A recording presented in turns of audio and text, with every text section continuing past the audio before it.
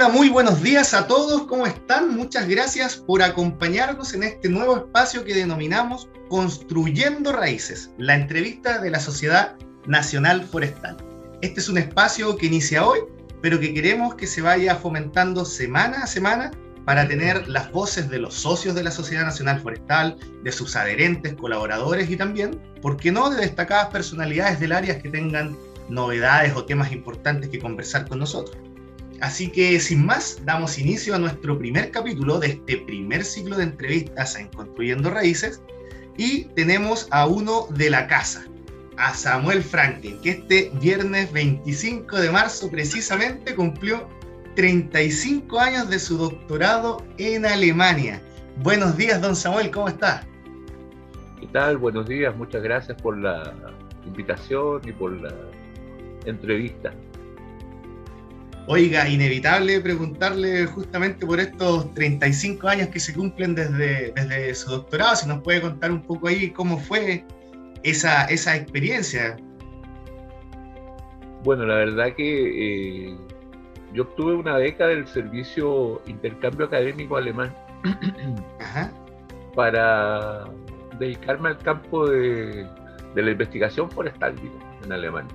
Entonces, yo estuve en la ciudad de Múnich en inglés y München en alemán, en la Universidad Ludwig Maximilian, que tiene una facultad forestal del 1870. Mire. Entonces, en Alemania, los forestales es una actividad de mucha tradición, digamos, de nietos hasta los abuelos, digamos, todo el mundo va. La mayoría de los hijos también estudian forestal, digamos, es como por generación. Entonces, por generación, claro. Claro, entonces fue una experiencia bien interesante de conocer cómo el manejo forestal ya ha ido avanzando, digamos, no por décadas, sino que por siglos. De hecho, el concepto que hoy día hablamos de la sustentabilidad viene de las escuelas forestales alemana, donde se acuñó este concepto de la sustentabilidad. Entonces, fue una experiencia muy interesante trabajar en los bosques de Alemania y también trabajar en laboratorios alemanes con las últimas tecnologías, ¿no?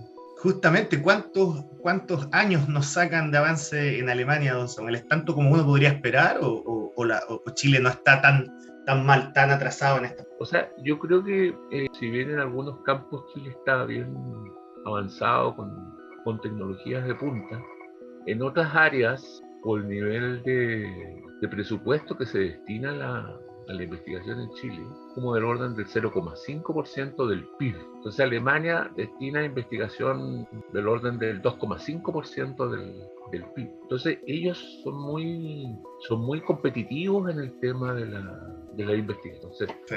como hay recursos para poder investigar, los diversos institutos competían entre sí. Yo estuve en un momento en Alemania, el año del 82 y el 88, Ajá. en que los bosques estaban muriendo. Prácticamente el 50% de los bosques estaban muriendo por efectos de la lluvia ácida. Entonces el tema de investigación del instituto nuestro estaba en el sur. Competía, digamos, con el instituto de München, competía con el instituto del norte, Göttingen. Entonces, sí, todos ellos procurando buscar aquella fórmula que pudiera solucionar el tema de la lluvia ácida que provenía, digamos, de la industria del carbón de otros países. Entonces, esto fue afectando a los árboles y empezaron a morir los árboles tanto por la copa como por su raíz. Entonces, justamente el trabajo, una parte, bueno, este es un instituto que estaba destinado en extenso a este tema, pero una parte de mi trabajo correspondía, digamos, a buscar una fórmula, las soluciones, digamos, para enfrentar este tema. Y eso implicó hacer bastante trabajo de terreno, trabajo de investigación en el área de suelos, de agua, de nutrición. Entonces, desarrollo de diversos métodos para poder establecer interrelaciones entre el suelo, el agua, la vegetación y la productividad de los... Entonces, bueno, fue un trabajo procesar prácticamente 5.000 muestras de suelo y agua solo, y ahí justamente trabajar con todas las tecnologías disponibles de la época, como por ejemplo espectrofotometría de absorción atómica, que posteriormente esto llegó a Chile, ¿cierto? Y tecnología plasma, que ya estaba en desarrollo en Alemania a fines de la década de los 80 y que recién llegó a Chile hace unos 10 años atrás prácticamente. Pero lo interesante es que para poder tener buenos resultados es necesario trabajar en forma sistemática, en forma continua, con una mirada no solamente de corto plazo. Yo creo que esa es un poquito la crítica que... La gran diferencia. Claro, la gran diferencia, claro, sino que siempre con una mirada de mediano y largo plazo. Claro. Porque justamente en el mediano y largo plazo es cuando finalmente se obtienen los resultados esperados. Entonces, por ejemplo, muchas soluciones que nosotros hoy día estamos ensayando probablemente se podrían haber desarrollado décadas atrás y poder enfrentar de mejor manera los desafíos actuales que estamos viviendo tanto a nivel internacional como a nivel nacional. Oiga, Samuel, luego llega con toda esta experiencia de Alemania de la que hablamos, donde la mirada es menos ansiosa, de mayor plazo, y acá usted tiene una vasta experiencia en lo que es servicio público, digamos, en la institucionalidad chilena en el ámbito forestal. Usted hoy en día es el jefe del programa nacional, me corrige si me equivoco, del manejo de cuencas hidrográficas y conservación de suelos de la Gerencia de Bosques y Cambio Climático de la Corporación Nacional Forestal, CONAF. Claro, usted trae toda esta experiencia, pero ¿cómo ve usted a futuro ahora pensando? ¿Cuáles son los principales desafíos de esta institucionalidad chilena en el ámbito forestal? ¿Cómo lo ve usted? Bueno, en primer lugar, yo creo que es importante tener en esta mirada, digamos, global, tener en consideración en esta mirada global ambiental todos los acuerdos que se firmaron en la Agenda de Río.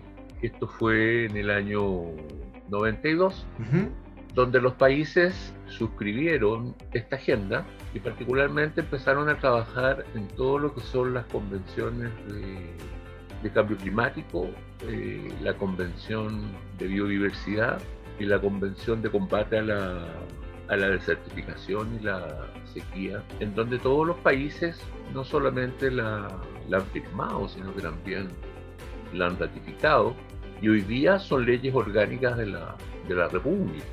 Entonces, justamente los servicios públicos, digamos, en conjunto con el sector privado, han tenido durante el año 92 hasta la fecha, digamos, que han pasado 40 años, incluso hubo un río más 20, de implementar estas agendas, no solamente a nivel global, sino que también a nivel de los países. Y además han ido surgiendo nuevos compromisos internacionales, como los Objetivos de Desarrollo Sostenible, que fue suscrito por todos los gobernantes a nivel internacional el año 2015.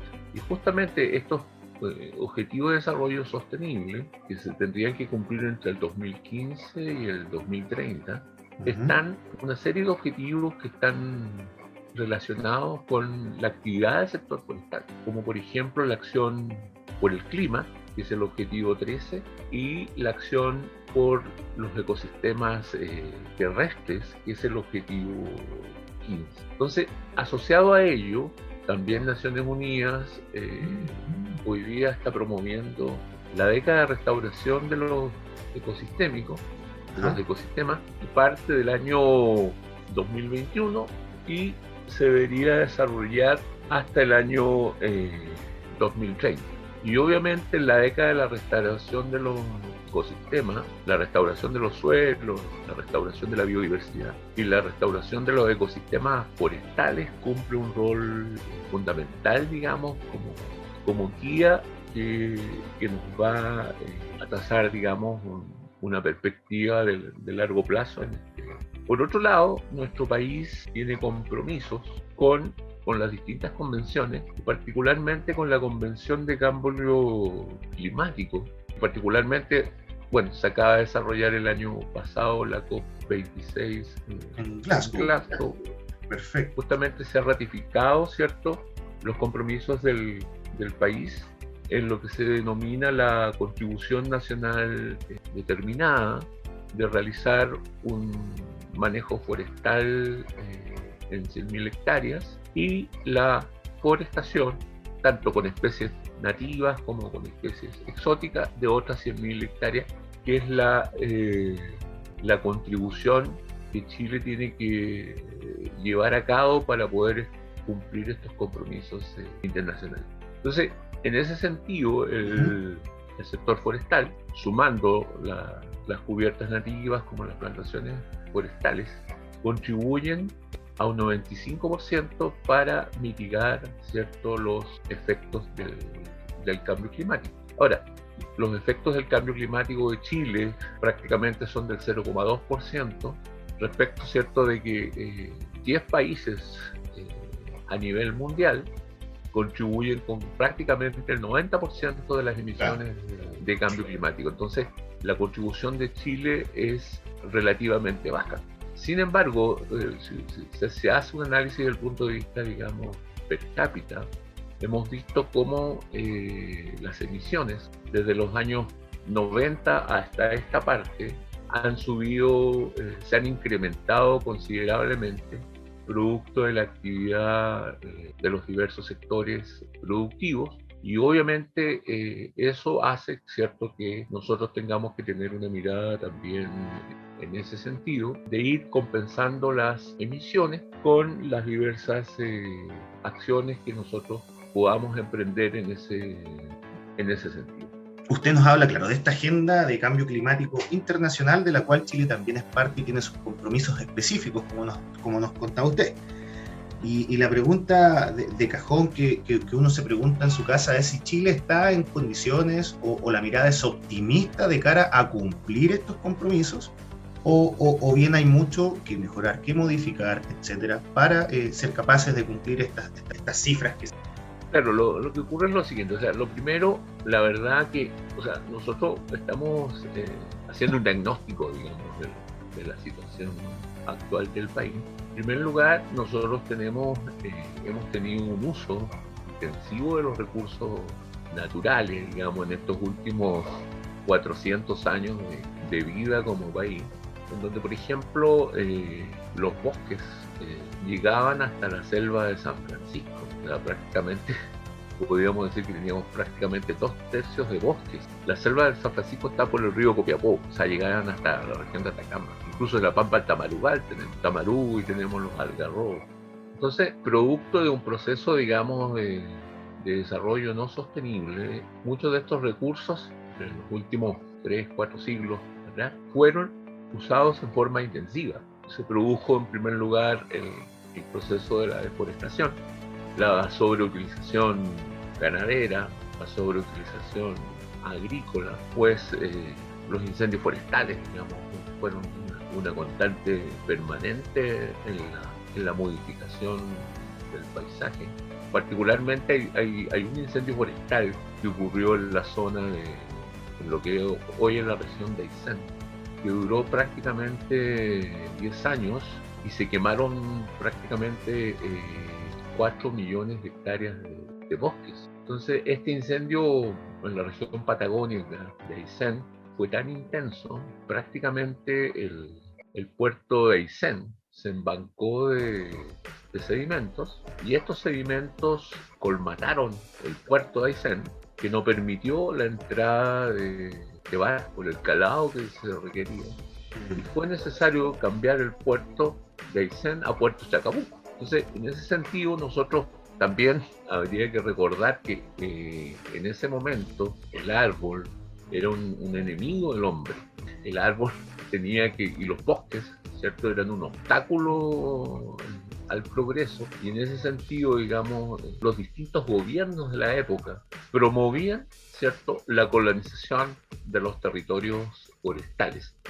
Pasamos de tener prácticamente 2/3 de bosques en el país para llegar, ¿cierto?, hoy en día, sumando todo lo que podemos sumar del orden del 23,5% del territorio nacional. Nacional, claro. Claro, incluso agregando, digamos, la superficie de plantaciones forestales que ocupan una superficie de 2,4 millones de hectáreas, lo que se suma a los 15,5 millones de hectáreas de bosque nativo, que nos dan lo que es la superficie forestal que hoy día contamos a nivel nacional. Sin embargo, junto al proceso de deforestación, se empezó a desarrollar también los procesos de desertificación, es decir, el proceso de degradación del suelo en zonas áreas, semiáridas y subhúmedas secas, resultante de actividades humanas y cambio climático. Entonces hoy día los procesos de desertificación y sequía afectan prácticamente al 75% del territorio nacional. El ejemplo más emblemático que ya se palpaba en la década de los 80 era la situación de la región de Coquimbo. Ya en esos años estaba desertificada prácticamente en un 90%. Y esto, y pensando que este proceso ocurrió gradualmente en 50 años. La región de Coquimbo, según relatan los historiadores, prácticamente era un vergel. Estaba mucha vegetación, bosque esclerófilo. Incluso es posible encontrar en la región de Coquimbo bosques de olivillo. Si uno va al Parque Nacional Fray Jorge, encuentra el olivillo, que es una especie que se encuentra en el sur de Chile. También se encuentra canelo en la cuarta región. Entonces, era una región que prácticamente era un vergel, y en este proceso de intensificación, de la deforestación, de la desertificación, de la sobreutilización ganadera y agrícola, que incluso aún se practica, digamos, la introducción de ganado caprino, capacidades de carga más allá de lo permitido, digamos, técnicamente. Entonces, esta región, la cuarta región que vivía, bueno, nosotros nos alarmamos que prácticamente está en una situación de sequía extrema, pasó, ¿cierto?, en un proceso de 5 décadas de una región con una vegetación copiosa, de una zona semiárida clásica, a una zona árida extrema. Entonces, este mismo proceso hoy día también lo estamos viviendo en la zona de la región metropolitana. Ya tenemos en la región metropolitana, que tradicionalmente era una zona mediterránea, un poquito mediterránea, similar a California, similar a la zona mediterránea de Europa, ¿cierto? De Italia, España, Francia. ¿cierto? Sin embargo, hoy día la región metropolitana está pasando de ser una zona semiárida a una zona árida. Ejemplos de ello, en la región metropolitana, se cubría, digamos, con buena parte de vegetación, ¿cierto?, del bosque esclerófilo, y hoy en día prácticamente el bosque esclerófilo está en proceso de sequía. Se están secando todas las especies que constituyen el bosque esclerófilo. Según investigaciones de algunas universidades, señalan que el bosque esclerófilo está afectado prácticamente en un 75%. Y las precipitaciones en el pasado eran de 350 milímetros, se han reducido, por ejemplo, el año pasado a 86 milímetros. O sea, estamos pasando de una condición hacia un 75-80% menor de precipitaciones.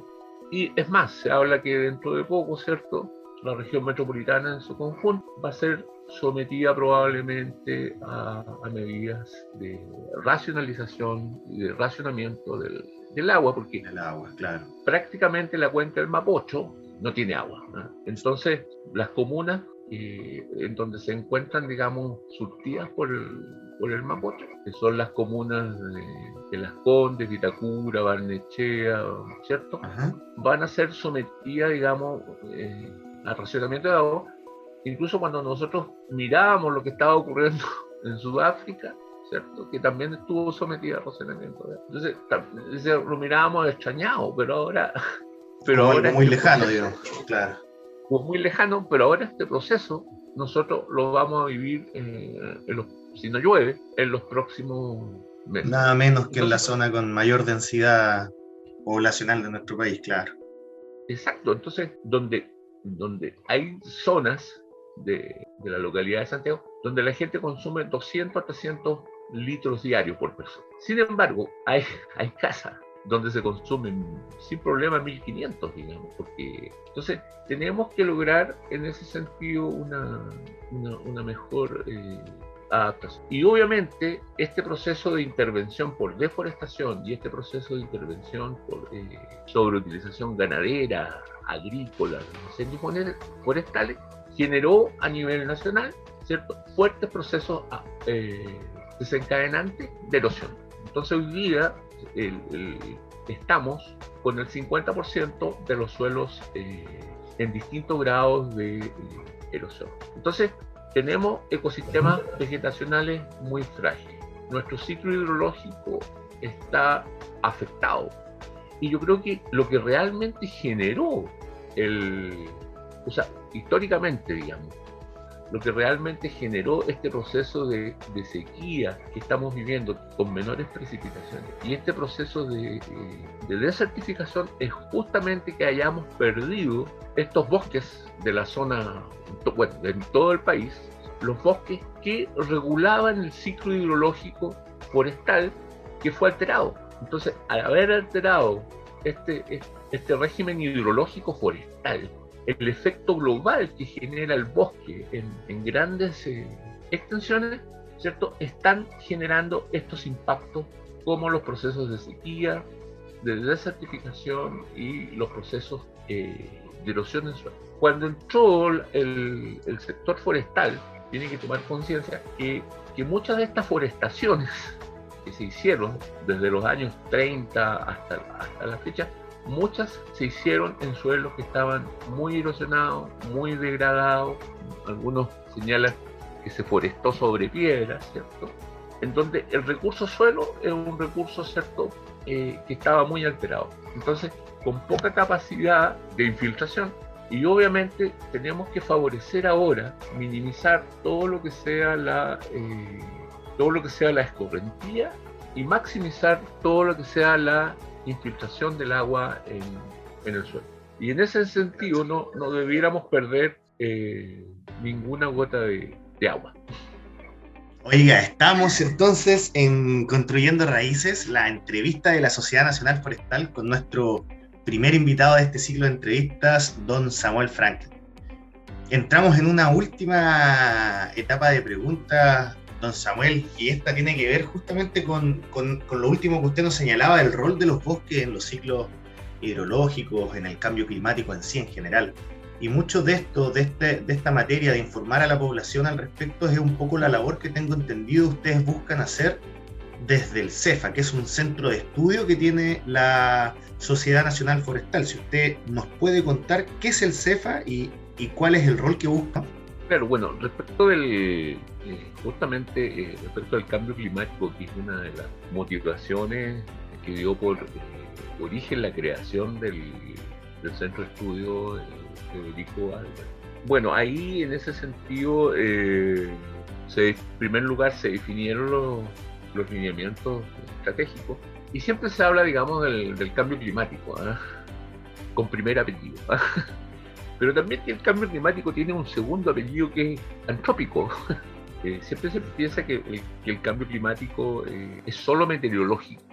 No, también el cambio climático es la interacción, ¿cierto?, de procesos meteorológicos con procesos antrópicos. Entonces, si bien no todo es cambio climático, hay muchas presiones, ¿cierto?, que no necesariamente son climáticas, son acciones que genera el hombre, digamos, en el marco de lo que le permite Entonces, en ese sentido, lo primero que se realizó, digamos, el año pasado, que una de las prioridades para el Centro de Estudios Federico Albert era el tema del cambio climático. Pero hay que pensar que el problema es el cambio climático, el problema somos nosotros.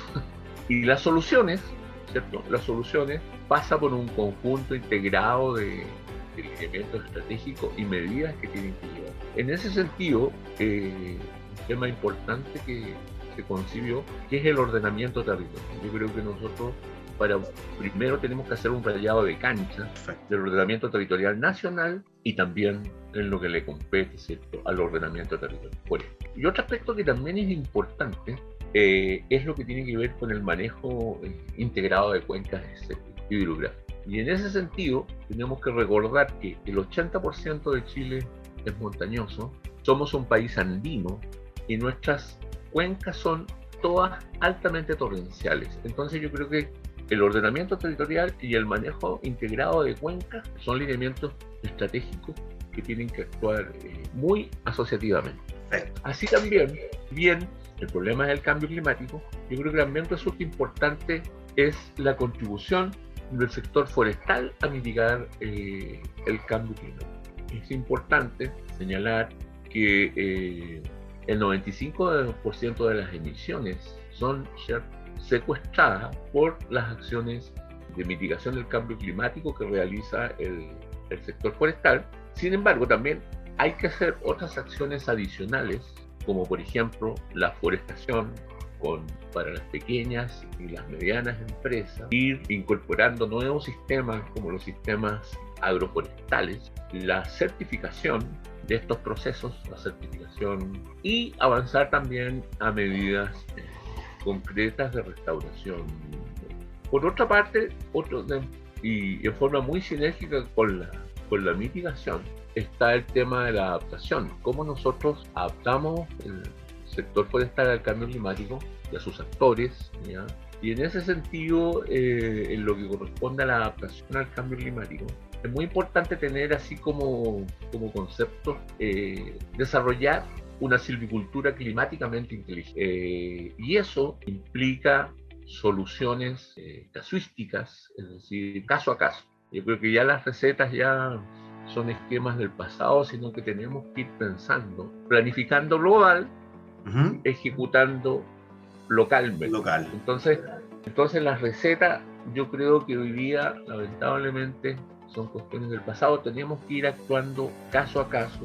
Mire. Y en esta silvicultura climáticamente inteligente, que un poco adaptan promoviendo los diversos países, está todo el manejo que se puede hacer de las especies, el manejo y conservación de suelo, el manejo de la vegetación, incluso pensar en modificación de las especies actuales a especies que tengan menores requerimientos nutricionales y menores requerimientos hídricos.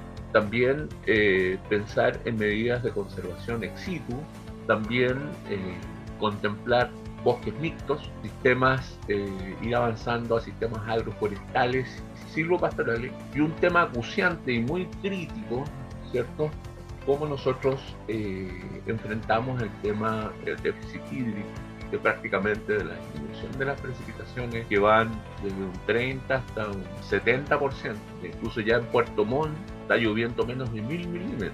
Valdivia también se detectó bajas en las precipitaciones.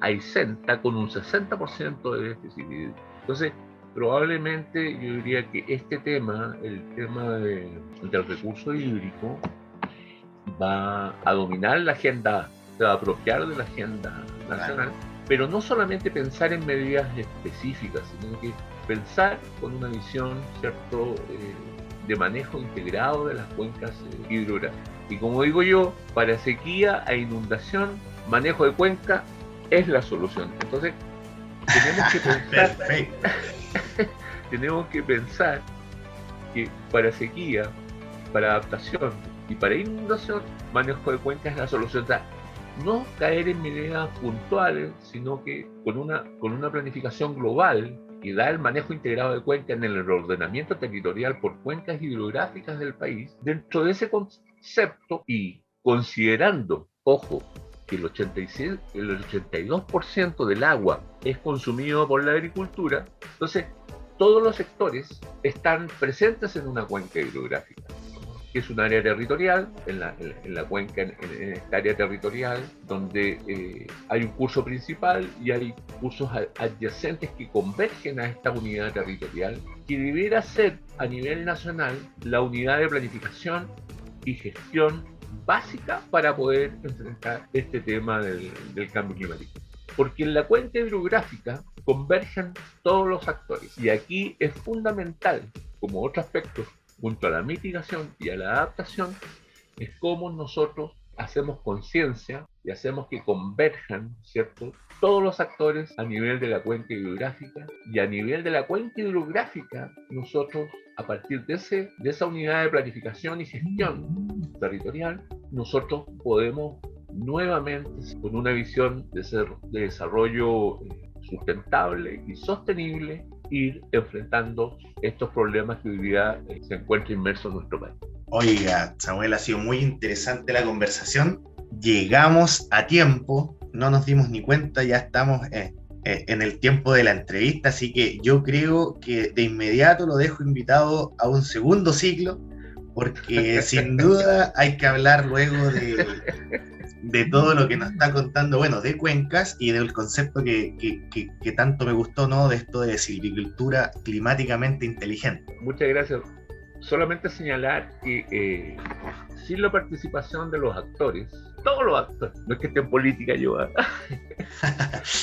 pero para que hayan cambios tienen que participar todos los actores. Eso es clave, digamos, para generar procesos de convergencia económica, social y ambiental a nivel de la cuenca hidrográfica. Y esto exige un concepto que lo acuñaron los suecos, de un concepto de, por lo menos a nivel de cuenca, y para ver todo lo que está pasando en el país, desarrollar el concepto de la hidrosolidaridad, ¿no? Yo creo que ese es el concepto muy importante, porque los impactos que nosotros realizamos en la parte alta de la cuenca hidrográfica van a tener impacto en la cuenca media y finalmente en la cuenca baja. Entonces, estamos todos presentes ahí, pero no todos participamos de la misma manera. Por eso que es importante desarrollar en ese sentido todas las formas de participación con los diferentes actores conjuntas y coordinadas, claro, de la sociedad nacional. Aquí no sobra nadie, aquí